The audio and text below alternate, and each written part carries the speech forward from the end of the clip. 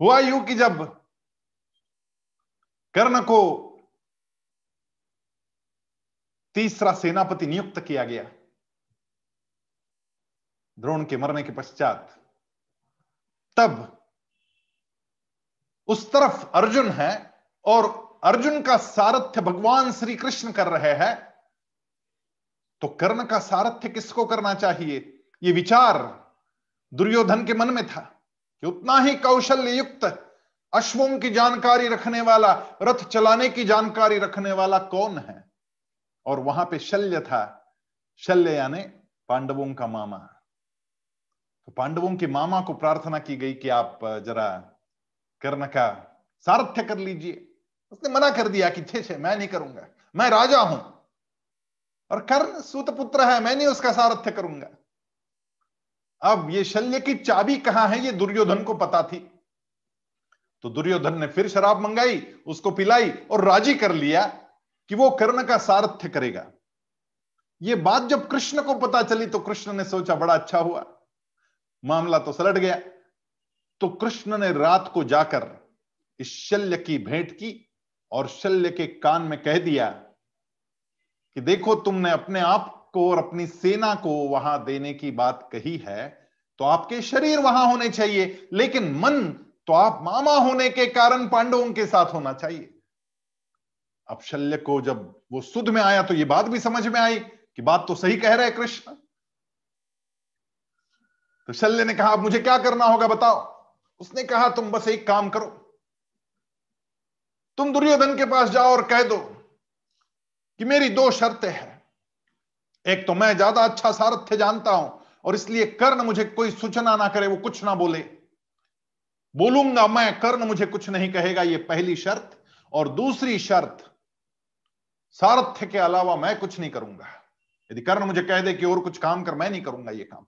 बस ये दो काम कर ले, और तो और अर्जुन तेरा भांजा है और कर्ण को लेकर तू आ रहा है, तो इसका मनोबल जरा नीचे कर देना। शल्य को बात समझ में आ गई। शल्य ने वैसा ही किया। दो शर्तें रखी गई, दुर्योधन को शर्तें माननी पड़ी। और फिर जब रथ निकला तो शल्य ने कहा, गड़बड़ हो गई, अपशकुन हो गया, घोड़े का पैर तिरछा गिर गया। निकलते समय घोड़े का पैर का तिरछा गिरना, मैं अपने अनुभव से कहता हूं, यह बड़ा अपशकुन होता है। यहां पे कर्ण का आत्मविश्वास नीचे आया। आगे चल के फिर कर्ण को कहा, रे आज तेरी पत्रिका मैंने देखी, आज तेरा दिन ठीक नहीं, आज सारे ग्रह तारे तेरे विरोध में। अब शल्य इसका मनोबल कम किए जा रहा है। और जब वो रथ फंस गया और पहिया नीचे चला गया भूमि में। कहां चला गया था भूमि में, आपको मालूम होना चाहिए ये, अन्यथा हम लोग मृत्युंजय आदि कहानियां पढ़ते हैं और कर्ण को बड़ा महान समझते हैं कि महादानी था। किसी को मना नहीं किया इसने मना किया था। किसको मना किया था?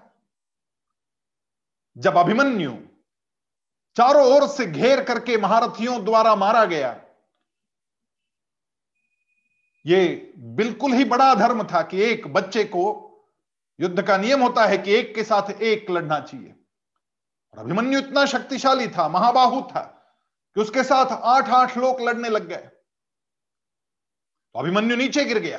पीछे से वार करने वाला कर्ण है, और जब वो नीचे गिर गया और पानी पानी करने लग गया, तो मरता आदमी जब पानी मांगता है तो उसको पानी देना सबका धर्म बनता है।